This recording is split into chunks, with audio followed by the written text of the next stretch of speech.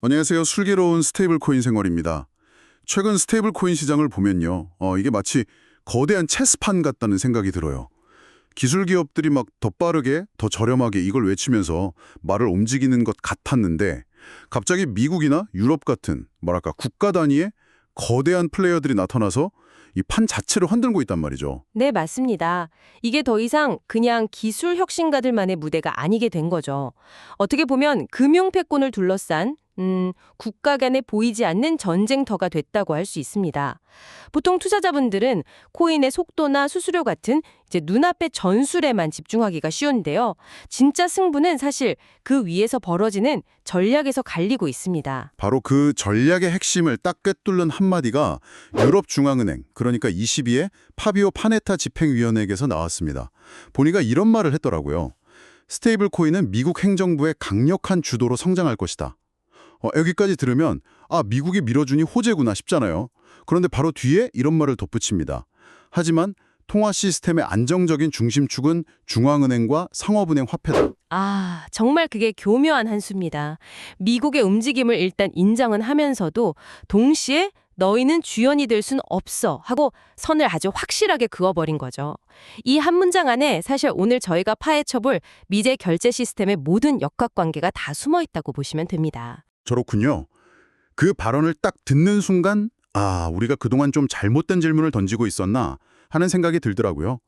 어떤 블록체인이 더 빠를까? 이게 아니라 도대체 누가 만든 규칙의 판 위에서 싸우게 될 것인가? 이게 핵심이었던 거죠. 결국 결제레일 경쟁의 승패는 블록체인 성능이 아니라 규제의 강도, 그러니까 감독권을 누가 쥐느냐에 달렸다. 이런 가설이 성립되는 거고요. 정확합니다. 바로 그 가설을 증명하기 위해서 먼저 정책 당국자들의 머릿속으로 한번 들어가 볼 필요가 있어요. 왜 그 사람들은 우리처럼 스테이블 코인을 그냥 편리한 결제 수단 이 정도로 보지 않고 금융 시스템을 위협하는 잠재적 위험이라는 아주 무거운 렌즈로 바라보는 걸까요? 저도 항상 그게 궁금했어요. 우리는 해외 송금이 1분 만에 된가 여기에 막 환호하는데 그분들은 마치 핵폭탄이라도 다루는 것처럼 엄청 조심스러워하니까요. 아마 첫 번째 걱정은 그거겠죠. 이게 진짜로 1달러가 맞아? 하는 아주 근본적인 신뢰의 문제요. 바로 그겁니다. 첫 번째 질문은 등가성, 그러니까 페널티라고 하죠.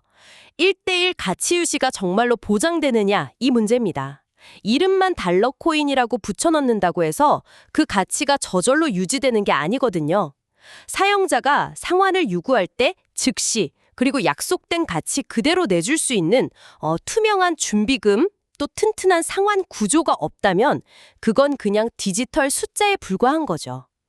과거에 무너졌던 수많은 스테이블 코인들이 바로 이 첫 번째 질문에 답을 못했던 겁니다. 그 신뢰가 무너지는 순간 그럼 두 번째 문제가 연쇄적으로 빵 터져 나오겠군요. 마치 은행에서 사람들이 한꺼번에 돈 빼러 달려가는 그 뱅크런처럼요. 네, 맞습니다. 두 번째 질문이 바로 그 런 리스크입니다.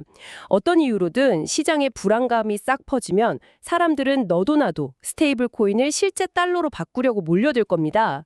그러면 발행사는 이 대규모 상환 요구를 감당하기 위해서 이제 가지고 있던 준비 자산, 예를 들면 국채 같은 안전 자산을 시장에 급하게 내다 팔아야 하죠. 여기서 문제가 확 커지는 거군요. 그냥 스테이블 코인 하나가 망하는 게 아니라 그 충격파로 국채 시장이 흔들리고 금융 시스템 전체가 불안해지는 그런 시스템 리스크로 번질 수 있다 이 말이네요. 중앙은행 입장에서는 절대 용납할 수 없는 시나리오겠어요. 그렇죠. 개인의 자산 손실 차원이 아니라 국가 경제 전체의 안정에 걸린 문제로 보는 겁니다. 그리고 마지막 세 번째 질문은 이 체스판의 가장 큰 그림, 바로 통화 주권의 문제입니다. 만약에 우리나라의 모든 결제가 미국 달러에 연동된 혹은 특정 빅테크 기업이 만든 스테이블 코인을 통해서만 이루어진다. 한번 상상해 보세요. 생각만 해도 좀 아찔한데요. 금리 정책을 바꾸거나 통화량을 조절하는 이 중앙은행의 역할 자체가 그냥 무력화될 수도 있겠어요. 그 민간 기업의 수수료 정책 하나에 나라 경제 전체가 막 휘둘리는 거니까요. 이건 편의성의 문제가 아니라 경제 식민지가 되는 길이죠, 사실. 바로 그겁니다. 등가성, 런 리스크, 통화 주권. 이 세 가지가 중앙은행이 스테이블 코인을 금융 안정이라는 틀 안에서 다룰 수밖에 없는 이유입니다. 개인의 편의를 넘어서 시스템 전체의 생존을 고민하는 거죠. 자, 그런데요. 이렇게 위험성을 명확히 인지하고 있는 유럽의 중앙은행 인사가 미국 행정부의 큰 드라이브로 스테이블 코인이 성장할 거라고 콕 집어서 말한 점이 정말 흥미로워요. 이건 뭐 미국이 이런 위험을 몰라서 그런 건 아닐 테고 오히려 이 위험을 통제해서 자기들 무기로 만들겠다. 이런 의도로 읽히는데요. 아, 정확한 해석입니다. 그 미국 행정부의 큰 드라이브라는 표현은요, 스테이블 코인의 성장이 기술의 힘이 아니라 국가의 의지에 달려있다는 사실을 인정한 거예요. 정부가 법과 제도로 안전한 고속도로를 깔아주고 자, 이 길로만 달려야 해 라고 정해주는 순간 그 확산 속도는 민간 혁신과는 비교할 수 없을 정도로 빨라진다는 걸 의미합니다. 여기서 규제에 대한 저희 생각도 완전히 바꿔야겠네요. 보통 규제라고 하면 성장을 막는 장애물 이렇게 생각하는데 이 판에서는 오히려 규제가 강력한 진입허가증이자 신뢰 보증서가 되는 셈이군요. 맞습니다. 규제는 더 이상 호재냐 악재냐의 문제가 아닙니다. 규제의 강도와 명확성 자체가 시장의 신뢰와 확장성을 결정하는 핵심 변수입니다. 규제가 느슨하면 단기적으로는 우후죽순처럼 코인이 생겨나겠죠. 하지만 준비금 부실 같은 사고가 뻥 터지면서 결국 누구도 믿지 않는 비포장 도로로 남게 될 겁니다. 이런 곳에 은행이나 대기업 같은 거대 자금이 들어올 리가 없죠. 반대로 규제가 아주 명확하고 까다롭다면 단기적으로는 속도가 좀 더뎌 보여도 그 기준을 통과한 스테이블 코인은 정부가 공인한 안전자산이라는 날개를 달게 되는 거네요. 그렇죠. 바로 그 순간 비로소 배형은행, 자산운용사, 글로벌 기업들이 안심하고 자신들의 결제 시스템에 연결할 수 있는 표준 결제 레일이 되는 겁니다. 결국 스테이블 코인 경쟁의 패러다임이 속도, 스피드의 경쟁에서 감독, 슈퍼비전의 경쟁으로 완전히 전환되고 있는 겁니다. 미국은 바로 이 감독 가능한 표준 레일을 먼저 깔아서 디지털 시대에도 달러의 패권을 이어가려는 큰 그림을 그리고 있는 거죠. 속도의 경쟁에서 감독의 경쟁으로 와, 이 한마디가 모든 걸 정리해 주네요. 자, 그렇다면 미국의 이런 전략적인 움직임에 유럽이 가만히 앉아서 보고만 있지는 않을 텐데요. 많은 분들이 유럽의 대응 카드는 당연히 디지털 유로, 즉 CBDC일 거다 이렇게 생각하거든요. 근데 파네타의 발언을 들어보면 유럽의 생각은 그렇게 단순하지 않은 것 같아요. 네, 바로 이 지점이 유럽의 전략에서 가장 흥미로운 부분입니다. 미국이 스테이블 코인으로 나오면 우리는 CBDC로 맞선다. 이런 식의 단순한 이분법적 대결이 아니에요. 파네타의 발언을 잘 곱씹어 보면 훨씬 더 정교하고 다층적인 전략이 숨어 있습니다. 그가 스테이블 코인을 완전히 배척하는 대신에 보조적 역할, 컴플리멘터리 롤이라고 규정했죠.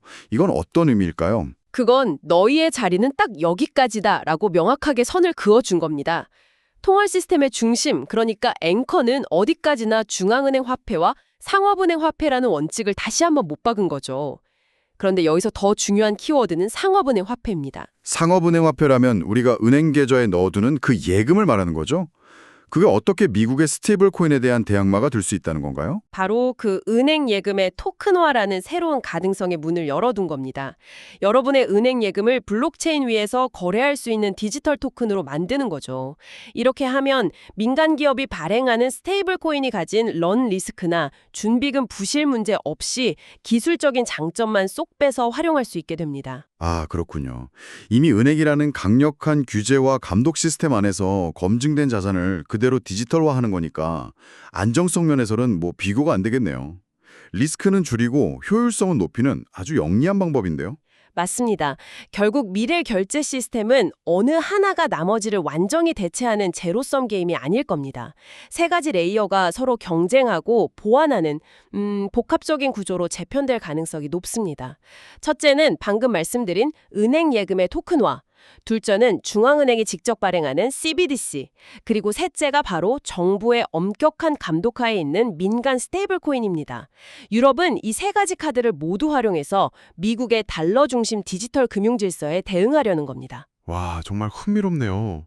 단순히 기술 대결이 아니라 각자의 강점을 활용한 금융 시스템 설계 대결이었군요. 자, 오늘 정말 거대한 이야기를 나눴습니다. 스테이블 코인이라는 작은 창을 통해서 금융 패권을 둘러싼 지정학적 체스 게임을 들여다봤는데요. 이 복잡한 판을 이해하고 나니 앞으로 관련 뉴스를 볼 때 어떤 점을 짚어봐야 할지 명확해지는 것 같습니다. 이 모든 논의를 종합해서 청취자분들이 앞으로 흔들리지 않고 시장의 본질을 꿰뚫어 볼 수 있는 그런 실용적인 분석들을 좀 주시죠. 좋습니다. 이 체스 게임을 이해하셨다면 이제는 말이 어떻게 움직이는지가 아니라 체스판의 규칙이 어떻게 짜이는지를 봐야 합니다. 앞으로 어떤 스테이블코인 관련 뉴스가 나오든 딱 3가지만 체크하시면 됩니다. 이건 뭐 가격 변동을 예측하는 기술이라기보다는 그 프로젝트의 생존 가능성을 판단하는 구조적 체크리스트입니다. 모두가 기다렸을 것 같습니다. 첫 번째 체크리스트부터 알려주시죠. 첫 번째는 발행과 상환의 책임성입니다. 누구나 원할 때 약속된 가치로 즉시 바꿀 수 있는 상환 절차가 법적으로 보장되는가. 그리고 가장 중요한 것, 만약 문제가 터졌을 때 최종적으로 누가 책임지는지가 명확하게 규정되어 있는가. 이걸 따져봐야 합니다. 책임 소재가 불분명한 스테이블코인은 그냥 신기루에 불과합니다. 두 번째는 역시 준비금 문제겠군요. 예전처럼 우리는 100% 준비금을 갖고 있습니다 라고 말만 하는 시대는 끝났으니까요. 정확합니다. 두 번째 체크리스트는 준비금의 검증 가능성입니다. 보유한다는 주장과 출례할 수 있는 제3자 기관에 의해 검증된다는 사실 사이에는 엄청난 차이가 있습니다. 준비 자산이 구체적으로 무엇으로 구성되어 있는지, 리스크 관리는 어떻게 하고 있는지, 이런 것들이 투명하게 공개되고 정기적인 감사를 받고 있는지 확인해야 합니다. 마지막 세 번째 체크리스트가 아마 가장 중요하면서도 많은 분들이 좀 놓치고 있는 부분일 것 같습니다. 네, 마지막은 관점을 완전히 바꿔서 정산의 주도권을 보는 겁니다. 우리는 보통 가게에서 물건을 사는 결제 단계에만 집중하잖아요. 하지만 진짜 권력은 그 돈이 최종적으로 어디서 어떻게 이동을 마치는가, 즉 정산, 세틀먼트 시스템을 누가 주고 있느냐에 달려 있습니다. 예를 들어 우리가 카드를 긁은 건 결제지만 실제 돈은 며칠 뒤에 카드사랑 은행 간의 정산망을 통해 움직이는 것처럼요. 바로 그겁니다. 그 최종 정산이 기존 은행망에서 끝나는지, 빅테크의 폐쇄된 시스템 안에서 끝나는지, 아니면 블록체인 위에서 완전히 새로운 방식으로 완료되는지에 따라서 미래 금융의 지도가 바뀝니다.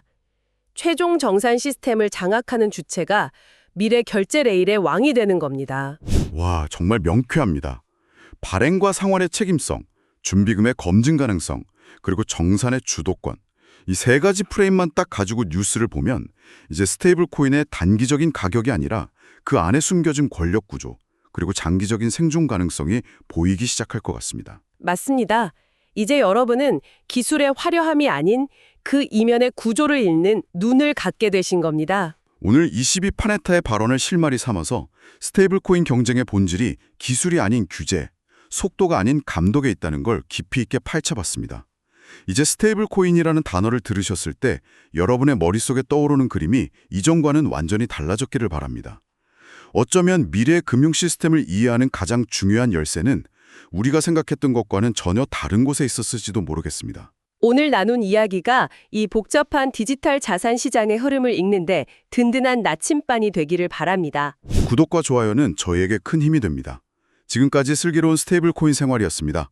감사합니다.